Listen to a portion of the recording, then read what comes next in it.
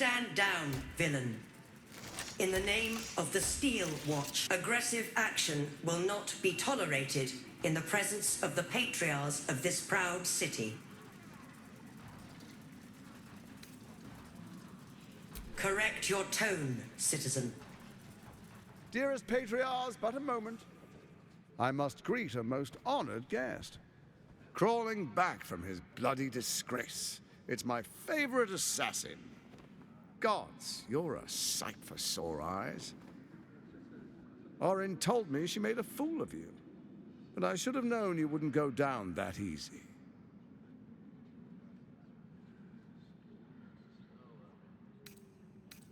Then she didn't lie. The past is lost to you.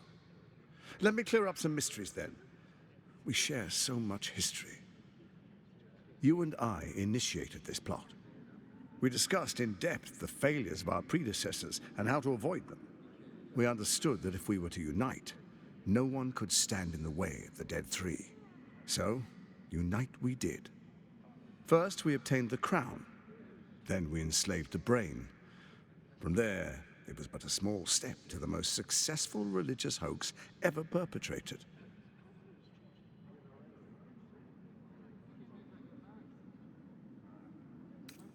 In Baal's name, you set your bloody daggers to cause panic in the streets, killing in the Absolute's name. You would have carried out that part of the plan had Orin not ruined your hard work.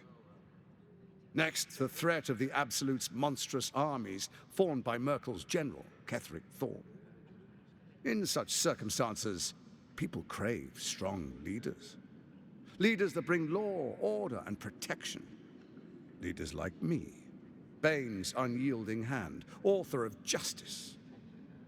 You are soon to witness the people of Baldur's Gate granting me complete power over them, all out of fear of the Absolute. The faithful will do anything in the name of their god. It was all going so well, until you vanished. Orin informed us that henceforth she would speak for the Temple of Baal, and act on their behalf. But she made a mess of things. Unlike you, she cannot control herself.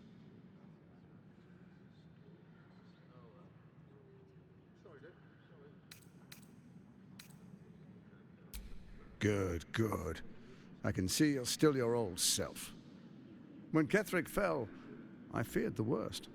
That our plans would fail like so many before because of discord among ourselves. Now you've returned. We can achieve all of our dreams still. You brought Thorm's Netherstone. You know, it takes all three to control the brain.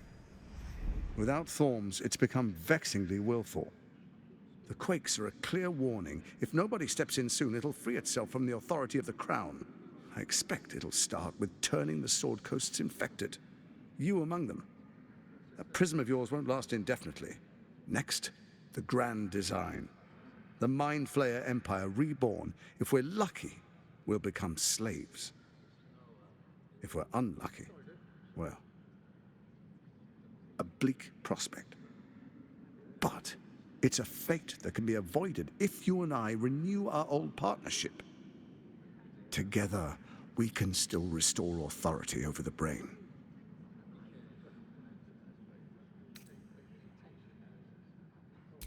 Ousting Orin and helping you reclaim your birthright would be my greatest honor. With Ketheric felled, Orin proves treacherous. She craves the Netherstones for her own, desperate to impress Baal. She only cares for blood, and your blood and mine are of particular interest to her.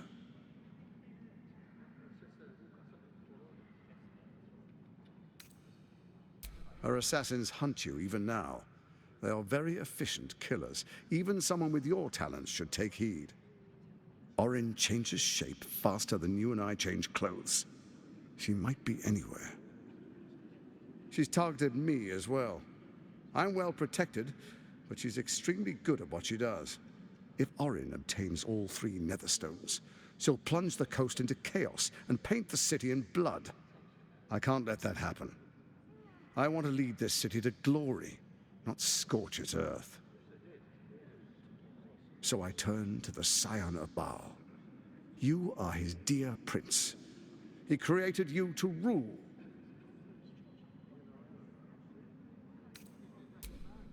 Let's make our pact anew. A divine oath, sworn upon spirit and flesh. I do no harm to you, nor you to me. Furthermore, you'll have nothing to fear from my steel watch while our pact stands. Thorm's stone is yours to keep. When you slay Orin and take her stone, you bring it here, so the three are united once again. Together we rule Faerun as kings. No, more than kings. Gods. We rule as the absolute. The urge, the deplorably brutal urge sickens within you. When you level the world over, that dead world must be yours alone. But first you will rule, then you will ruin. What do you say? Shall we be allies? I can detect no deceit. This alliance could serve us well. And if it does not, well, we need not honor it.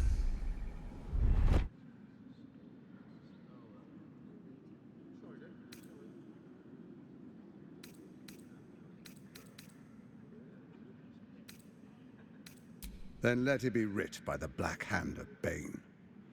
I, Lord Enver Gortash, swear I shall do you no harm. We will rise together over Toriel as a roaring sun. Let me demonstrate why you made the right choice. Your camp is compromised. One among you is an imposter, a faceless. Who, I can't say. I'd suggest a thorough investigation.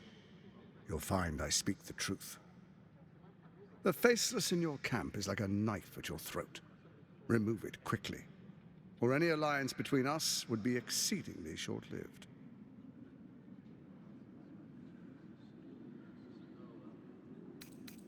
Before you do, come and witness, as I make history as the first Archduke of Baldur's Gate.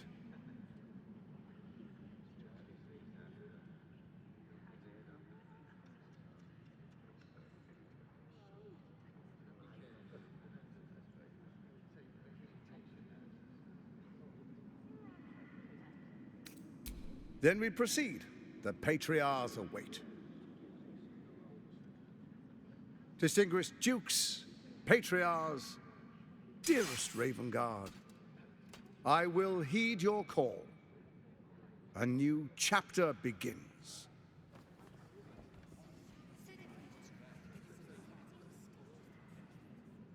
Enver Gortash, swearest thou by Balduran's blade to defend the citizens of Baldur's Gate from enemies within and without? I swear.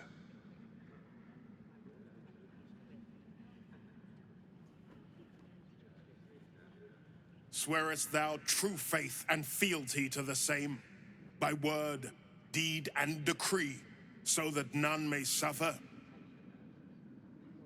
I swear. Gathered guests, grant ye consent?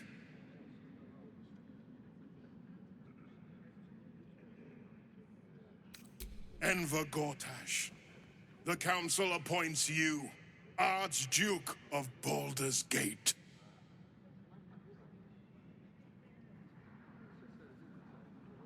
My friends, the Steel Watch stands ready.